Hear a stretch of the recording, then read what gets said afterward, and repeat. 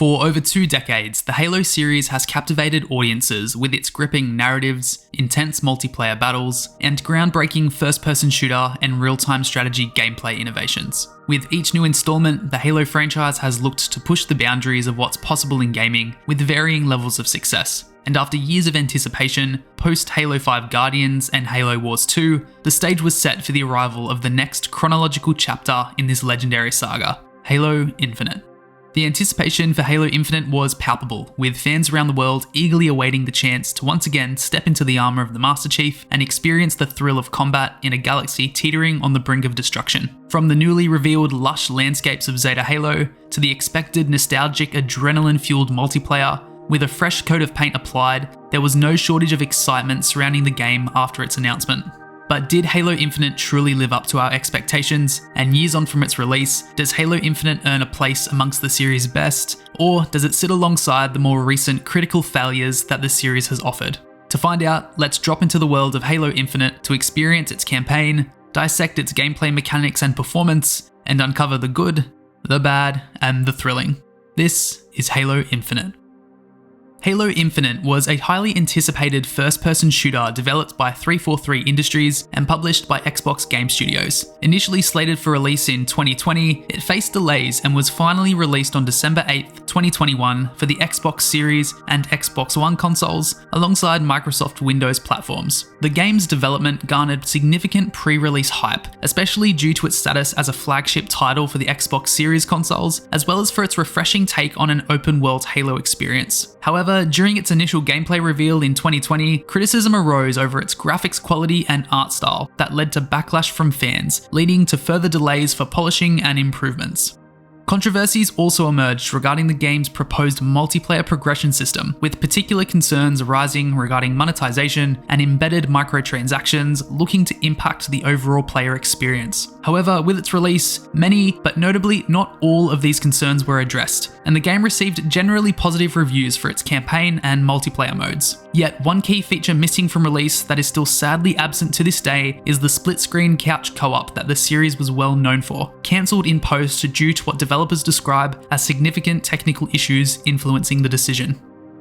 When it comes to the story, Halo Infinite picks up sometime after the events of Halo 5 Guardians and Halo Wars 2, with UNSC forces and the Master Chief engaged in a losing battle against the Banished and their Grand Leader Atriox above a Halo ring named Zeta Halo. In this battle, the Chief is defeated by Atriox and cast into space, left adrift until one day he is by chance located by a lost pilot named Echo 216, who, in finding the Chief, although reluctantly, assists in the continuation of the fight by providing transportation as an encrypted message is received from Zeta Halo's surface, with the Chief's loyalty to duty leading them to the ring's surface.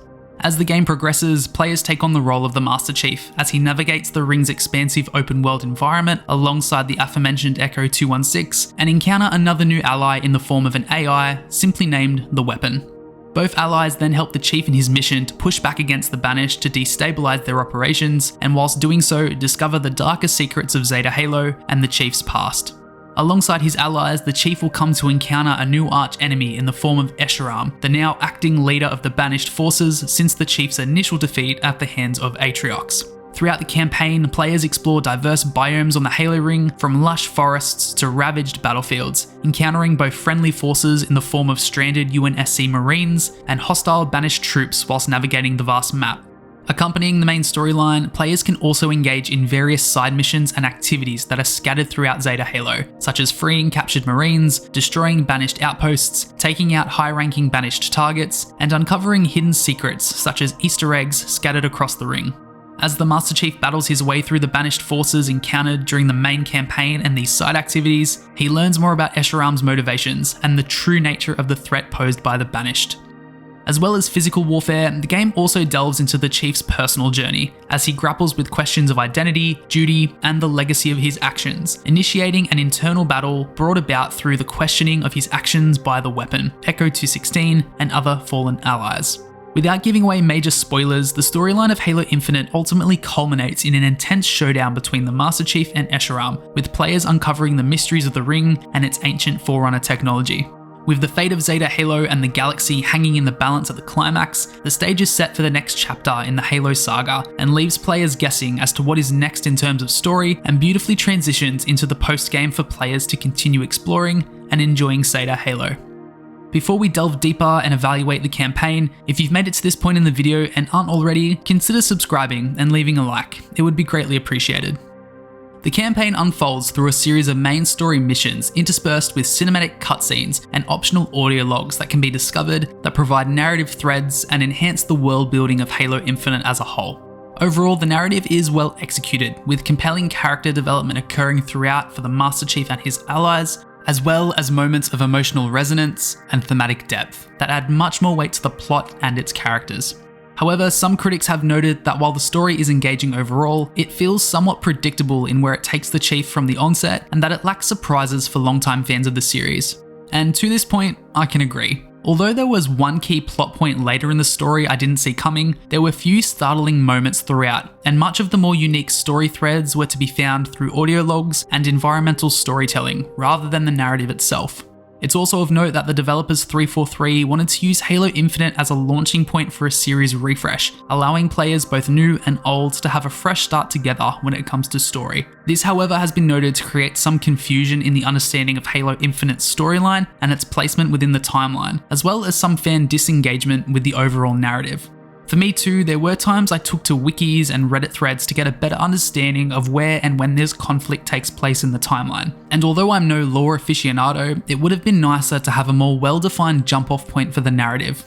When it comes to the campaign that carries the storyline, Halo Infinite is notable for its vast and expansive world, offering players a considerable amount of content to explore. This open world design allows for a non-linear approach to gameplay and the campaign, with the numerous aforementioned side missions and objectives available to complete alongside the main objectives. While playtime can vary significantly based on individual playstyles, difficulty, player skill, and completionist tendencies, completing the main story alone can generally take anywhere from 10 to 20 hours. However, engaging in the simple yet interesting side missions, discovering secrets, and completing optional objectives when reattempting campaign missions can significantly extend the playtime. That said too, there is also an achievement for those hunters out there that requests the main campaign to be completed in under 8 hours. So that in a way does form an as the crow flies estimate of the campaign's completion.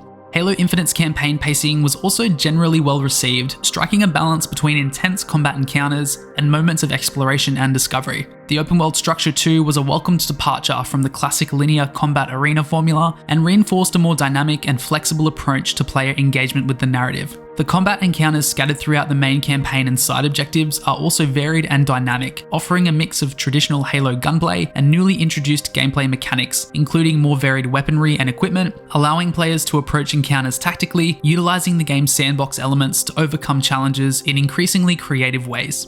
With that said though, to me, the pacing can feel slightly uneven at times, particularly during certain stretches of the campaign where the action can dip, with certain objectives and actions being repeated. For example, this repetition can be felt in the decommissioning of the mining machine in the early hours, requiring 3 different interactions with the same button prompt, 2 of which with a fake out that build frustration in the sparing monotony. Later into the campaign, another main objective leads the Chief to decommission various anti-air guns, which although each have their own unique combat puzzles to solve, ultimately are completed by the same button prompt and aesthetically identical interiors for the main objectives. I feel that the classic rule of threes was taken just a bit too far in some of these instances, and more variety in the way objectives could be completed would be appreciated. Such as with the gun decommission, each is destroyed by blowing up a core, but why not have 1 or 2 of these instances, and in another, one gun could be used to aim at the other to take it out as an example.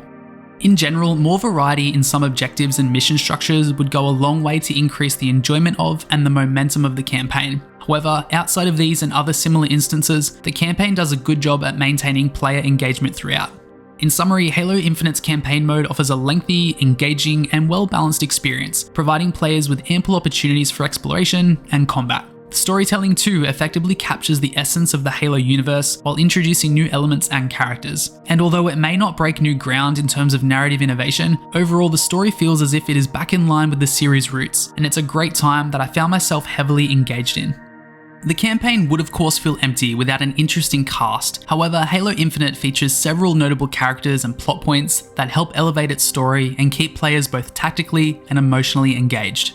The Master Chief, John 117, of course is the iconic protagonist of the Halo series, a legendary Spartan super soldier who leads the fight against the Banished on Zeta Halo. Throughout his journey, the Master Chief will battle with both the Banished and his inner self, fighting through both physical and mental conflicts as he continues to witness the loss of his fellow Spartans and revisits the loss of his previous AI companion, Cortana. In opposition, Escharum, as previously mentioned, is the imposing acting leader of the Banished in Halo Infinite, a fierce warrior and warlord who poses a formidable threat to the Master Chief and the UNSC. With ambitions of grandeur and victory for the Banished, Escharum is an antagonist that continually makes his presence felt, and the desperation in his efforts with each of the Chief's victories can be felt with every revisiting to his war room as the story unfolds. In terms of allies, Echo 216 is a resourceful pilot who encounters the Chief whilst adrift in space around Zeta Halo and becomes his ally, providing support and assistance throughout the campaign. Not only serving as a narrative and gameplay device to provide resource drops and transportation, however, Echo 216 is a man who has felt deep loss in the war and has much more than surface level value when it comes to his place in the overarching conflict. I must say that whilst Echo 216 is held in the background for extended periods of the campaign, I became quite invested in his tale and enjoyed his stark contrast in personality and duty to the Chief, with both working well together to bring a chemistry and contrast to the narrative.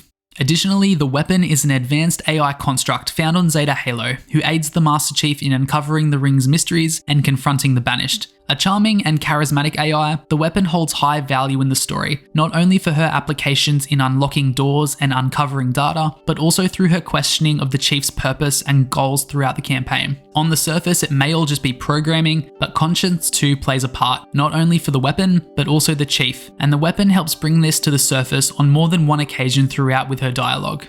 In a way as well, the Banished as a whole and Zeta Halo 2 represent their own characters. The Banished, of course, are the primary antagonist force that players will encounter throughout Halo Infinite. However, they aren't just simple combat placeholders. There is a surprising range of enemies to encounter, with series mainstays like brutes, jackals and grunts, each having their own distinct ranks. These enemies also bring their own personalities to the fight, calling out the Chief's position in combat, commenting on the loss of allies on the battlefield, and throwing personal threats and disgust when their vehicles are hijacked. Halo Infinite also introduced an expansive and detailed open world in the form of Zeta Halo, with distinct regions scattered throughout, including sprawling hillsides, tarnished battlefields, and lush forests to explore. Sprinkled across the landscape are also various activities to participate in and secrets to uncover, from forward operating bases or FOBs available to capture, allowing access to both fast travel points and resource drops, and hidden secrets such as Forerunner artifacts and propaganda towers, to name a few. As mentioned, playtime can vary in Halo Infinite depending on the player's tendencies to explore and engage in the various side activities available, and whilst my main intention to play was to experience the story, Zeta Halo well and truly pulled me in and kept me returning to uncover the next secret, disrupt the next stronghold, and complete the next optional objective, with its open world layout being a welcomed inclusion. These notable characters and plot points combine to create an immersive and engaging experience in Halo Infinite, driving the game's narrative forward and setting the stage for future installments in the Halo franchise. There was a wonderful contrast of personalities and inner conflicts throughout the narrative, brought to light by the engaging cast of characters, enemies, and the open world. The Chief, Echo 216, the Weapon, and Escharum form a quartet of contrasting motivations and emotions that throughout the narrative are well explored and wonderfully expressed, and kept me engaged with not just the combat, but also the story throughout. Now, campaign and story is one thing, but when it comes to the video game medium, the gameplay too plays a major part in player engagement, and Halo Infinite introduces and refines several core gameplay mechanics that contribute to its overall experience.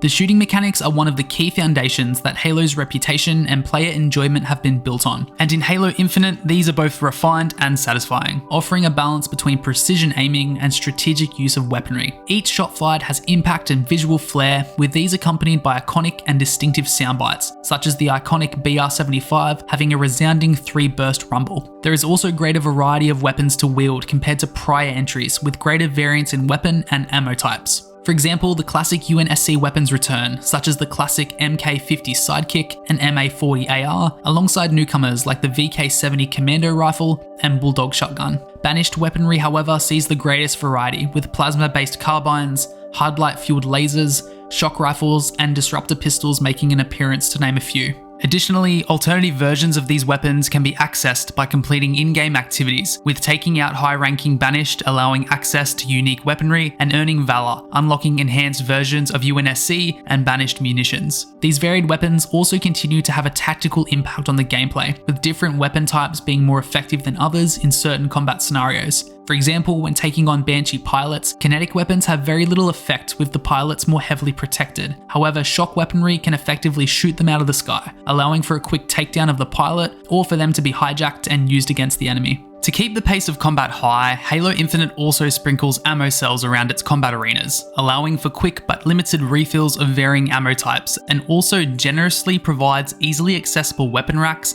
for players to pick up a new and potentially more effective weapon in the heat of combat. Grenades too, of course, make a return, with traditional frag, sticky plasma, gripping spike, and shocking dynamo options available, adding aggressive limited use explosive munitions to the combat, which I found enemies to be more consciously aware of compared to previous titles, and with them being more effective at dodging sticky grenades to avoid being stuck. Solving the combat puzzle within each encounter is a great time, and each of the weapons have their own distinct feel and function, encouraging players to experiment with different loadouts to suit their playstyle and the situation at hand. I do, however, feel that although the weapon variety is welcomed, there are some weapons missing that I feel would be great inclusions. The Brute Shot and Spartan Laser, for example, are sad to see excluded from the lineup, and the classic shotgun being replaced with the Bulldog doesn't feel as satisfying to use in comparison to the original. I can also say that the Hydra feels incredibly underpowered and dissatisfying. There was a comment I saw online that more or less read as 6 shots of one enemy down, and I couldn't agree more with this when it comes to the Hydra. Its homing rockets are fun in theory, but very underwhelming in practice. When it comes to the weaponry, I feel it would be great fan service if the developers included a few hidden caches or orbital drops that contained more classic weaponry to be found. Along the way, the Chief comes across other fallen Spartans and soldiers, so why not have a few more hidden, similarly to skulls, that could hold a classic shotgun, brute shot, or Spartan laser that once found were unlocked for access at FOBs. This of course is just a simple suggestion, and one could argue that too varied of a weapon roster could be a problem in its own right when it comes to balancing. However, I still feel that these exclusions are missed opportunities. When it comes to equipment, the addition of the grapple shot, one of the newly introduced items, enhances Halo Infinite's shooting mechanics by providing players with greater mobility and allows players to traverse the environment quickly, perform evasive aerial maneuvers, pull objects and weapons towards the Chief, and grapple onto enemies and vehicles for damage and hijacking, adding depth to the gameplay. Alongside the grapple shot, other equipment options are also introduced. However, I found them to be not as integral to my playstyle as the grapple shot. A situational threat detector can be shot onto a surface and can reveal the location of cloaked targets and other threats within the area, which came in handy when taking on high-ranking elites and identifying enemies obscured by darkness or fog. A drop wall for quick cover and cutting off choke points is available for more defensive play, and a thrust, similar to that of Doom Eternals, for quick evasion are available to utilize. Not so much a piece of equipment, but more so a quality of life feature, is the scanner, which sends out a pulse that highlights waypoints, weapons, explosives, and collectibles in the world, which makes restocking during the heat of battle and finding where to go a breeze. These pieces of equipment are drip-fed to the player throughout the campaign as the Chief comes across fallen Spartan soldiers along his journey. Once obtained, these items will then typically come in handy in an upcoming encounter, and although not all felt integral to my playstyle, there is a good mix of options. Besides keeping with the base model though, these can also be enhanced through the use of Spartan cores, which can be found in the open world, which again feel very Doom inspired. These upgrades can decrease cooldown times, increase equipment effectiveness, and provide special combat actions such as the grapple shot electrifying and then throttling the Chief into enemies with a powerful AoE melee hit. The equipment options are nice inclusions, but I would have liked to see some additional equipment to be dropped by enemies during combat. Like in many entries ago, enemies dropping additional bubble shields and invincibility, for example, when defeated, would be a nice re-inclusion. Brute jump packs and elite cloaks when struck in certain weak locations could be dislodged and picked up for a short time use, for example, and I feel this would add a bit of extra depth to the combat. Speaking of these options, the grapple shot and thrusters in particular also of course impact on the movement and fluidity, and in Halo Infinite I can say that the movement feels smooth and responsive, allowing players to navigate the open world environment of Zeta Halo with ease. The Master Chief can run, jump, crouch and climb obstacles as one would expect, giving players a sense of freedom and flexibility and exploration. But there is also a welcomed inclusion of a sprint, as well as a slide when crouching is combined with sprinting, giving a greater sense of speed and intensity throughout firefights. The addition of the grapple shot in particular enhances the movement mechanics by allowing players to swing across gaps, reach elevated areas, and evade enemy fire more effectively. It can also be used to essentially cheese some traversal challenges, and when upgraded to decrease its cooldown, it can be used to effectively web sling around and up the cliffs of Zeta Halo. This then allows for the avoidance of enemies should the player choose a stealthier route and makes traversal enjoyable and time-saving. That said though, during the opening moments, I thought that the grapple shot would feel out of place as part of the movement mechanics and combat systems. However, after getting accustomed to it, I can happily say that it adds a dynamic element to traversal and combat, making movement feel more fluid and dynamic. Although the grapple shot itself is a fun way to traverse the landscape, it's not necessarily the fastest, but thankfully Halo Infinite has a solid roster of vehicles to drive or pilot, making for speedy traversal across the ring. Vehicle controls in Halo Infinite are simple and intuitive, with the system returning from prior entries with the thumbsticks being used for both acceleration and turning, and the triggers utilized for firing onboard weaponry. Although the controls are simple, and in having played prior Halo entries, returning to them felt like riding a bike, at times the controls felt a bit slippery, and redirecting a vehicle sometimes felt like more of a chore than it should have been. Of the roster of available vehicles to access, these can be found throughout the world and accessed at FOBs, with options and their effectiveness increasing as more valor is earned from performing optional objectives and side activities. We will touch on valor in more detail shortly, but the offerings to be found and dropped in include returning staples such as agile warthogs, powerful scorpions, and fragile but agile wasps, to name a few. Each vehicle of course handles differently, providing players with a diverse range of options for vehicular combat, and working through the side objectives feels quite rewarding, with on-demand scorpions and wasps available when unlocked for their participation. I found that these unlocked at a steady pace as well, and there were still plenty of objectives available to complete once higher spec vehicles were obtained, so their use felt appropriately tangible in the gameplay journey. Further to the vehicle roster, there is also the addition of the Razorback, a new vehicle introduced in Halo Infinite that adds cargo storage that can allow for a third weapon to be taken into combat, or unceremoniously stolen by Marines. With these points considered, it can be said that Halo Infinite delivers solid core gameplay mechanics with refined shooting, responsive movement, and intuitive vehicle controls. The addition of new mechanics such as the equipment through the grapple shot and on-demand vehicles enhance the gameplay experience, providing players with fresh ways to engage with the world of Halo Infinite while maintaining the series' signature gameplay feel. And although not without classic exclusions missed, the mechanics that Halo Infinite implements are welcomed overall. As already touched on when discussing the gameplay, Halo Infinite introduces several changes and new features compared to previous Halo games, aiming to innovate while staying true to the core elements that the series is known for, with some notable and welcomed changes from prior entries. As already mentioned, Halo Infinite features a more expansive open world environment compared to previous linear Halo titles. Players can freely explore the vast landscapes of Zeta Halo, engaging in main story missions, side quests, and dynamic encounters scattered throughout the ring, allowing for greater player agency and exploration. The main story missions in Halo Infinite also take advantage of this open world structure and can be completed in a non-linear fashion, allowing players to tackle objectives in any order they choose. This flexible mission structure encourages players to adapt to different challenges and experiment with various strategies, enhancing replayability and immersion. The landscape of Zeta Halo can also be easily viewed through the TAC map, an interactive chart that highlights the location of optional objectives and FOBs, alongside highlighting Zeta Halo's elevations and makeshift roadways, making traversal a breeze. This open world design also encourages players to explore Zeta Halo, uncovering hidden secrets in the form of returning skulls and Forerunner artifacts, discovering points of interest such as propaganda stations, and engaging in enemy strongholds when exploring. Performing these optional objectives also has gameplay impact, rather than just being a list of tick boxes.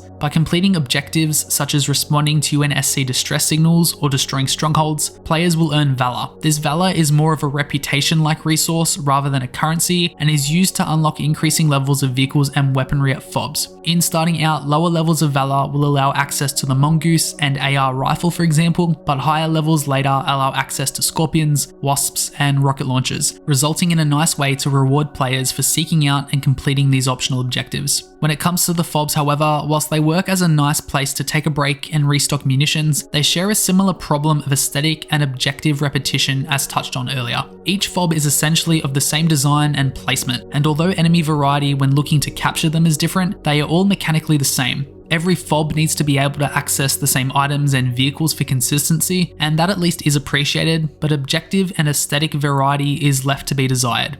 For example, a fob positioned in the cliffs of Zeta Halo could act aesthetically as an aerial base, with sniper nests for marines, and ramps leading around the cliffs and mountains for vehicle access. Another could be lost to fallen debris, and once destroyed with a nearby cannon or explosives, could then be repowered and brought online. The fobs just leave me wanting a little bit more, but outside of these, the open world aspect of Halo Infinite does a good job at enhancing the gameplay by providing players with greater freedom, exploration, and emergent gameplay opportunities. By embracing a more expansive and immersive environment, Halo Infinite offers a fresh and dynamic experience that redefines the traditional Halo formula while staying true to the series' core principles, and is an engaging take on an open world formula.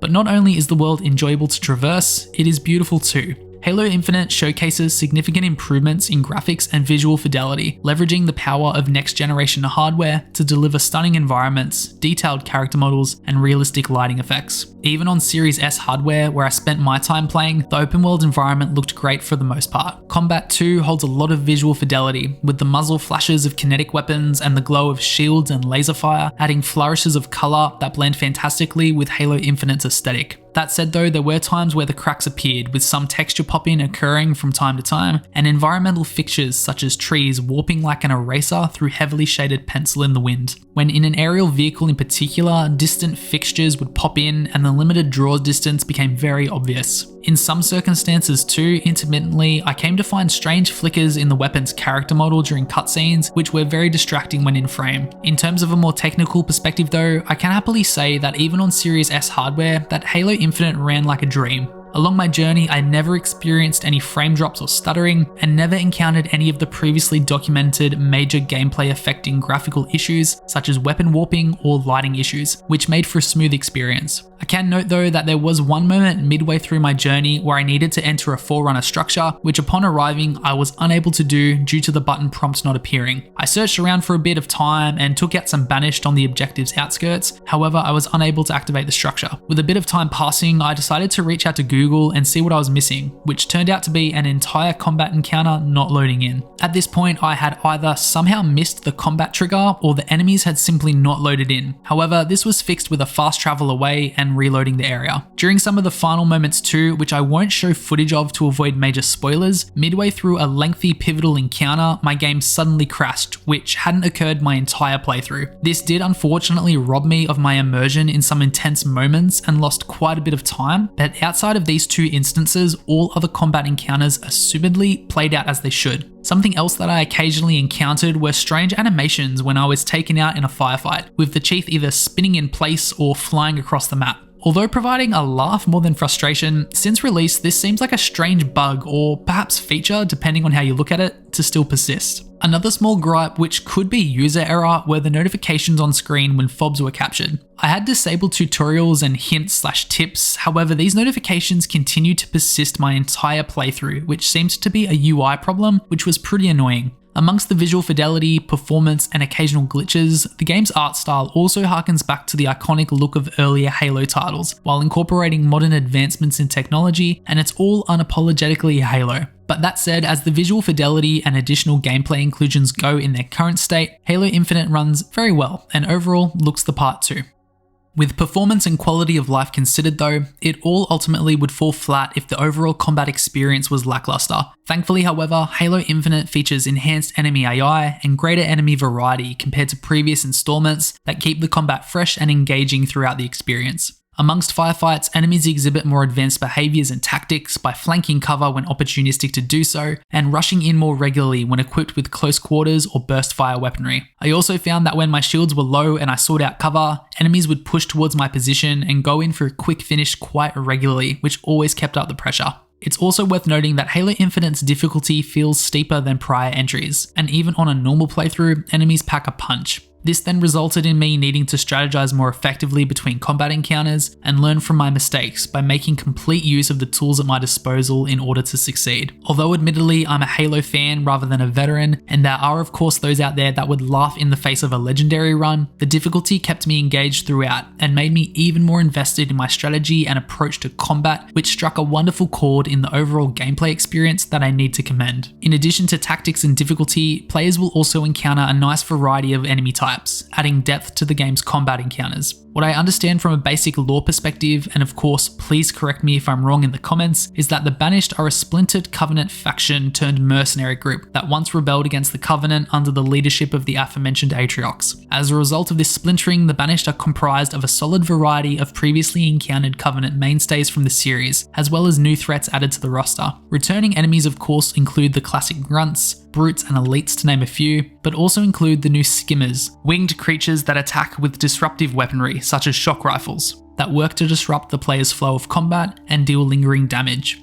Amongst the normal roster, there are also a wide variety of ranks that make up the Banished, with grunts for example having standard, mule, major, disruptor, and ultra variants to encounter, with mules acting as walking weapon racks when taken out, and ultras that have access to active shields similar to elites. This solid mix of enemies work with the gunplay and visuals to make combat very distinctive and engaging as mentioned, and overall provide a great level of depth to the gameplay by making combat encounters feel more dynamic and challenging. In the gameplay and new features department, overall Halo Infinite represents a bold evolution of the franchise, introducing new features and gameplay mechanics while retaining the core elements that have made Halo a beloved series for over 2 decades. With its expansive open world environment, upgraded graphics, innovative equipment, and engaging difficulty and enemy roster, Halo Infinite upon release sought to redefine the Halo experience for both longtime fans and newcomers alike, which I feel it more than achieves when considering these points.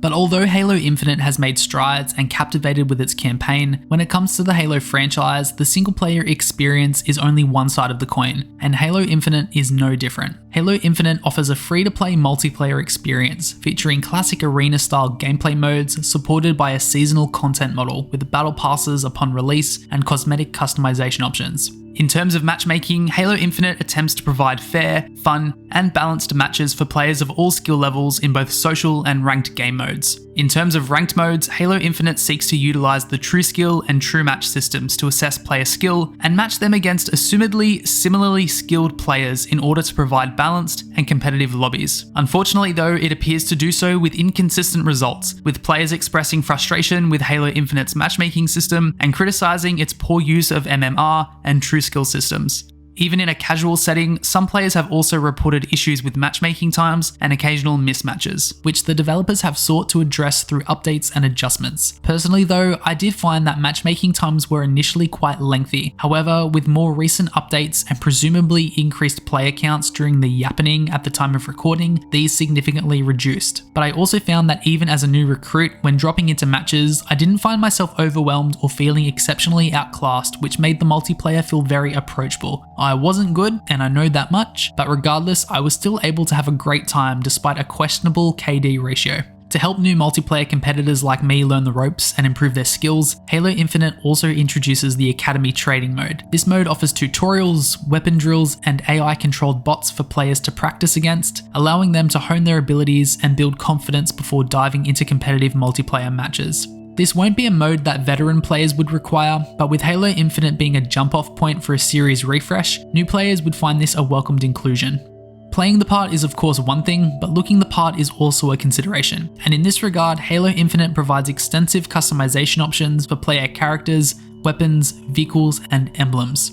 Although described to not be as varied or imaginative as previous customization systems, such as from the likes of Halo Reach for example, players can customize their Spartan's appearance with various armor pieces, coatings, visors, and prosthetics, allowing for a high degree of personalization. Additionally, players can customize weapon skins, vehicle skins, and emblems to further customize their experience and express their individuality. These items can be unlocked in a variety of ways, one of which being from Mjolnir lockers found throughout the open world of Zeta Halo, and another way being through Halo Infinite's multiplayer progression system, with a battle pass that allows players to earn cosmetic rewards by completing challenges and leveling up. However, this battle pass has not been without its controversies. As mentioned earlier on, the transition to a battle pass model for seasonal content was received with controversy and criticism from some players. Whilst although each season brings its own cosmetics and content, the pay-to-earn aspects driven by the microtransactions that accompany them are of concern. In somewhat defense of this decision to implement microtransactions, Halo Infinite's multiplayer can be accessed as a separate free-to-play mode, allowing more players to experience the content without the full game's price tag, should they not subscribe to Game Pass of course. This in a way then would see a use case of microtransactions to feed the game's roadmap and future support.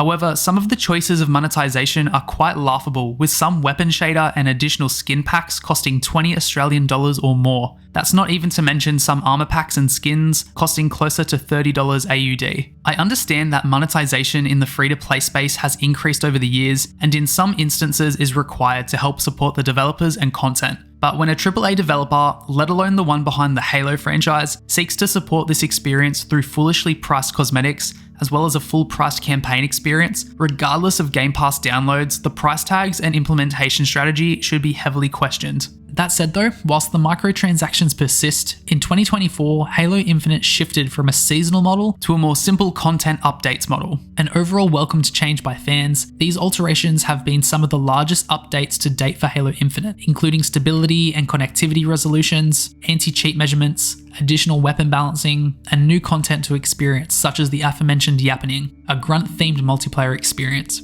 Something to note though that harkens back to the microtransactions is that previous passes can be accessed in order to level up and reap their rewards. However, when new content is released, these progression paths are pushed to the player, with the way of accessing older passes locked behind additional paywalls. Those who do purchase a battle pass, however, can earn back credits once the entire pass's progression path has been completed, which rewards players for grinding out the content with adequate credits to then purchase the next pass. And as the pass stands, at least players are rewarded for their participation, albeit whilst having premium passes and purchasable level ups being front and center throughout their entire time doing so. But on that point, this of course is my own opinion, and I'd love to hear your thoughts on Halo Infinite's monetization and multiplayer below. And if I've missed any critical details for this discussion point, please let me know, I'd love to learn more. With those points considered though, overall Halo Infinite multiplayer delivers a compelling experience with well-designed matchmaking, diverse game modes, and extensive customization options. While it faced some initial challenges and feedback, ongoing updates and community engagement have helped refine and improve the multiplayer experience. Importantly too, the game developers have addressed some player feedback and concerns through the shift from season passes to content updates, which is generally welcomed. Although I don't like a focus on microtransactions that are now unfortunately impacting an increasing volume of AAA titles throughout the years, in general I enjoyed Halo Infinite's multiplayer and found it a refreshing change of pace to the single player that I intend on revisiting casually when looking for a deviation from my usual single player preferences.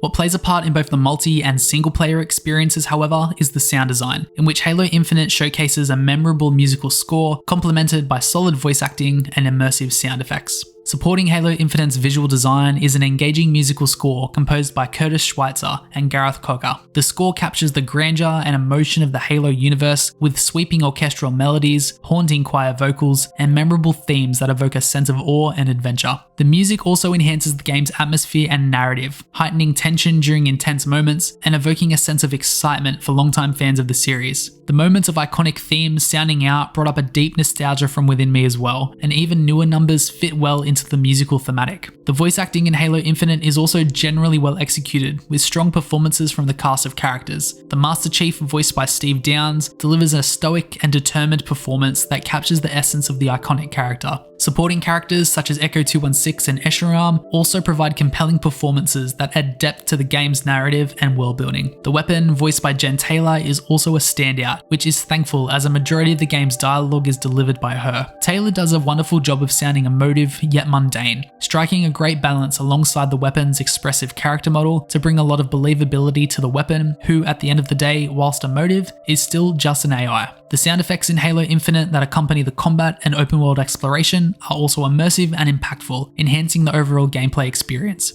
Weapon sounds are distinct and satisfying, with each weapon having its own unique audio signature. Explosions, vehicle engines, and environmental sounds are also well crafted, adding to the immersion and realism of the game world. Weapon sounds, explosions, and enemy shouts also communicate important information to the player, such as the effectiveness of their attacks and the proximity of enemies that seeks to help players react to threats and gauge the outcome of engagements, enhancing the gameplay experience further.